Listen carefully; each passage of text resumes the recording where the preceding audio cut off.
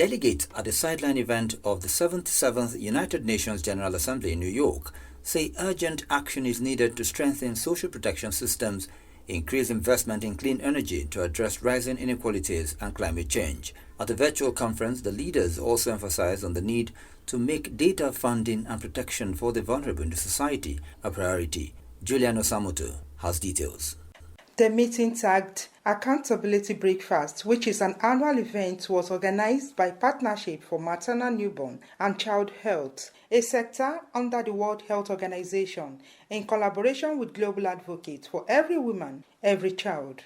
The event, which brought together leaders from around the world and civil society organizations, focused on addressing the impact of COVID-19 pandemic, climate change, and conflicts on women, children, and adolescent health across Latin America as well as the Caribbean region. A report from the United Nations Children's Fund, presented by the UNICEF statistics specialist, Ms. Liliana Cavajan, identified violence, decrease in family income, and lack of physical activities as some major causes of adolescent death during the pandemic. Violence and economic and political crisis exacerbated by the COVID-19 pandemic have led to almost 21 million people on the move in the region. Speaking on the indirect effect of the crisis on maternal and newborn, a public health professor, Ms. Arachu Castro, explained that between January 2019 and December 2020, countries such as Mexico, Brazil, Colombia, among others, witnessed live births of children whose details were not documented. There could be around 6,400 live births that were never reported. During a panel session, the leaders who highlighted some steps taken by individual countries in resolving the challenges agreed that sustainable youth advocacy, empowerment, and equal access to health facilities were necessary to achieve